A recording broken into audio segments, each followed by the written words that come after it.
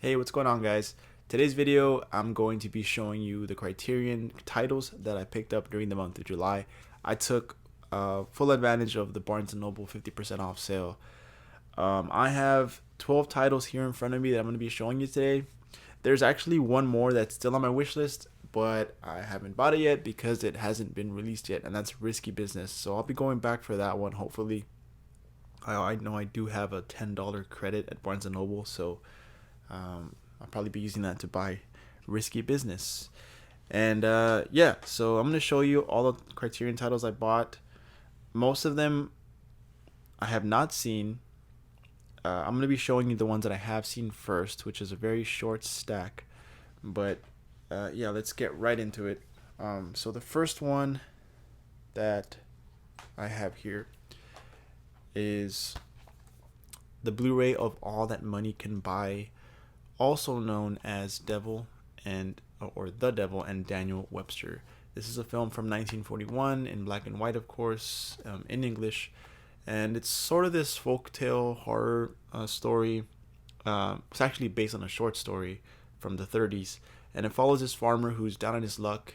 Everything's going wrong, from financial problems to just day-to-day issues that he faces on the farm, and he decides to sell his soul to the devil, who is probably not the best guy to go to when you are having a rough time. But nonetheless, it's an entertaining movie. I did enjoy it. I will be doing a breakdown of this film with a guest on the channel soon.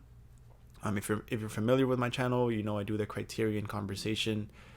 That Criterion conversation segment where I pick a title, I talk about it, break it down, packaging, special features, talk about the film and whatnot. So I'm gonna be doing one with this movie soon, so be on the lookout for that. So I'm not gonna say too much else about this. I'll save it for the Criterion conversation coming soon. Another one that I bought, which is a recent release, is To Die For, starring Nicole Kidman. I thought that she was really great in this.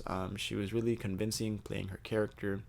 Also stars Matt Dillon and who else? Who else?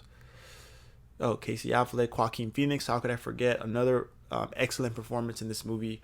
Um, but yeah, it just follows Nicole Kidman's character. She has this obsession of becoming a journalist or becoming famous, and the man that she marries, played by Matt Dillon, well, she feels like he's kind of putting or he's somewhat deterring her from achieving her goals. And I won't reveal too much in case you haven't seen it, but I thought that the second half, in particular, was very thrilling, very suspenseful, very engaging, especially the performances by Nicole Kidman and Joaquin Phoenix.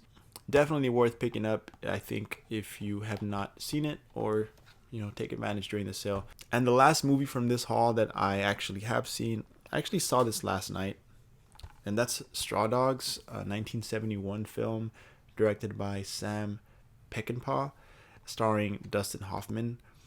Like I said, I saw this last night, and I wrote a letterbox review for that. If you want to check it out, I'll link it in the description. But I basically said that it was very underwhelming. Um, it's a disturbing film. Like, there are very hard to watch scenes. I'm not one that is sensitive to that dark material. I can watch tough scenes, like it's fine. But I did have to fast forward through this one scene in particular. If you've heard about this movie, you know that one scene that I'm talking about. It just felt like it dragged on way too long. It's like, and then it really went nowhere with the story. It felt sort of pointless. So I was under the impression that this was somewhat of a home invasion revenge tale, which I guess it does turn into that towards the end, but the majority of the movie is pretty dull, slow, and the characters are all annoying. And Dustin Hoffman's motivations arc, it makes no sense. I mean, it's just like, it's messy. It's all over the place. I know that this film has big following, so maybe I'm missing something. If you like this movie, if you enjoy this film, let me know. What do you like about it? Because I just didn't get it. I think I gave it 1.5 stars on Letterboxd. But yeah, Didn't like it too much, to be honest, but cool cover though. That's a cool cover. That's kind of what drew me in, was Hoffman, the cover, and I thought it was um, mostly a home invasion revenge film, and I really didn't get that. Okay, so the remaining stack here, which is quite a hefty stack, are all blind buys. So let's kind of go through them. I won't have too much to say about them, but I'll tell you why I picked them up or what intrigued me about them. Another one is All That Heaven Allows. This is a film that a lot of people talk very highly about. All I know is that it's from the 50s. It's only 89 minutes long. It's a romance film. I know that the use of Technicolor was included in this, so it'll give me something to watch during the, those cozy fall months. So yeah, looking forward to checking that one out. Maybe around Christmas time, November, something like that. Another one that I got was Bound on 4K. This was directed by the Wachowski sisters, who also did The Matrix. So if you did The Matrix, I'll definitely give another one of your films a shot. And this is, I think, like a 90s crime thriller. So Gina Gershon, Jennifer Tilly, it just gives like off immaculate 90s vibes. So I'm looking forward to checking that one out. The next movie here is directed by Roman Polanski, and that's Repulsion. Now, I recently did a live stream with my buddies Nathan from Maple Street Movies. Check his channel out, and his buddy Jackson. So I don't believe this one's on anybody's list as far as favorites from the 60s, but it was thrown out there, maybe in the chat, maybe an honorable mention, but it was thrown out there as a good one, a solid recommendation. And it had already been on my radar because I'm a huge fan of Rosemary's Baby, so I wanted to check out another of Polanski's films.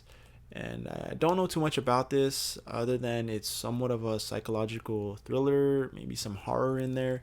So yeah, I mean, like I said, I don't know too much, but just the fact that I'm a Rosemary's Baby fan, and I'm always looking for movies to add to the watch list during the October spooky season months. That's one of my favorite times of year. So probably watch it when October comes around. The next one is a movie that came out in 2023, so last year, and that's Anatomy of a Fall. This gained a lot of buzz during the Oscars. It was nominated for lots of awards, such as Best Director, Best Picture, and I believe it even won Best Original Screenplay, if I'm not mistaken. But yeah, as from what I know, it follows this woman who I believe is a writer, and she's accused, or I guess accused of like murdering her husband. And from my understanding, it's basically a court drama. So I'm always a fan of those type of films. I do enjoy watching them and just kind of seeing how the legal process unfolds.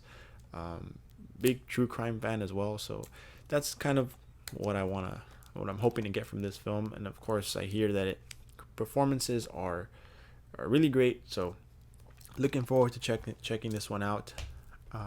Anatomy of a Fall. Another one I bought as a blind buy was a 4K of Lone Star, directed by John Sayles. Now, I haven't read the synopsis. Like, I don't know much about this movie at all, aside from the cover. And well, I did watch a trailer, but just like the first couple seconds, and I just turned it off. I don't like watching trailers. I don't like reading too much about movies. I like to go into it as blindly as possible, just to get that genuine experience, But yeah, it kind of gave me like No Country for Old Men type of vibes. Not saying that it's going to be at that level, but who knows? Maybe I'll really enjoy it. It gives me this like small town, hidden secrets, crime type of vibes.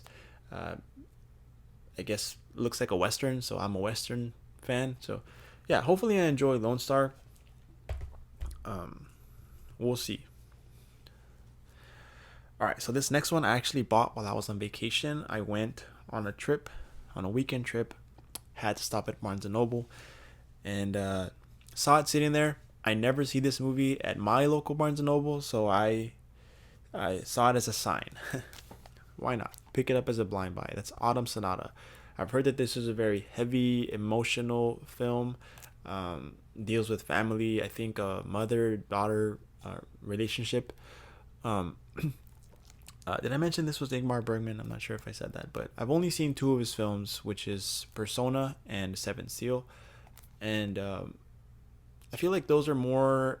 I could be wrong, but I feel like those are maybe more, or at least Persona is like experimental, up for interpretation, and from what I gather, this is more of a straightforward, grounded story, just like a family dynamic. So, yeah, I'm pretty sure I will enjoy it, hopefully, and it stars Liv Ullmann, who I think was also in one of those, Persona or Seven Seal. Maybe I'm wrong, but yeah, Ingmar Bergman. Just whacked my camera, so hopefully it didn't change up the angle too much. But next up, all right. Next up is In Cold Blood. Now, I also bought this while I was on vacation, and I never see it in person. This Barnes and Noble that I went to had a huge selection, so many titles that I never see in person, and I was just so tempted to buy everything. But I didn't get too much. I got maybe, I guess I only bought these two at that location. Yeah, from what I read, this is kind of a botched robbery where a family gets murdered and takes place in Kansas in the late 50s. So that alone intrigued me because, like I said, I'm a big true crime fan, and yeah, I'm always down for these types of stories. So yeah, a little bit dark, but hey, what can you do? All right, two more titles here, guys. We're gonna power through these.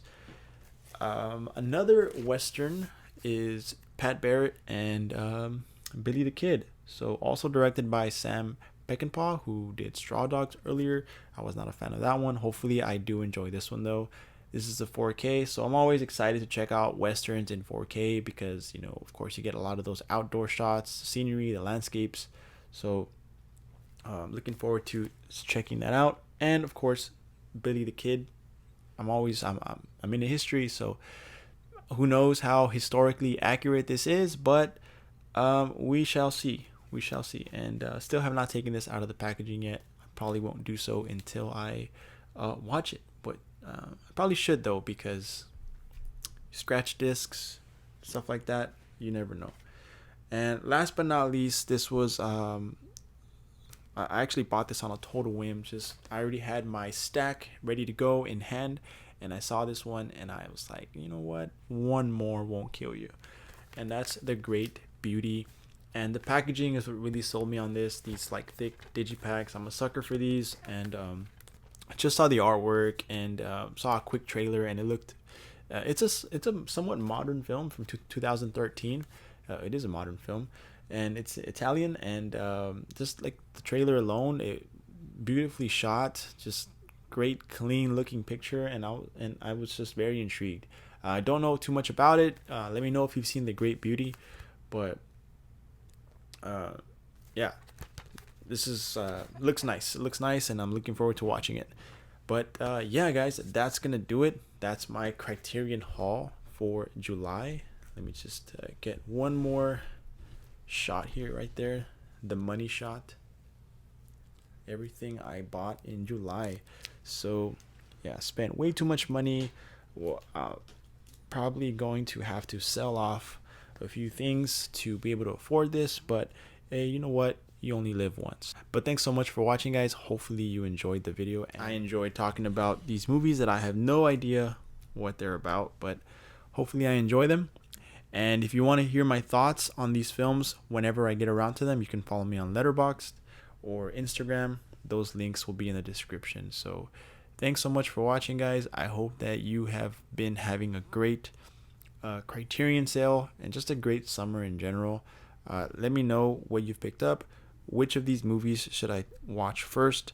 And if you disagree with my opinions, please let me know, respectfully, of course, and we can have a discussion in the comments. But thanks again, guys, and thanks for watching. Enjoy the rest of your day. Peace.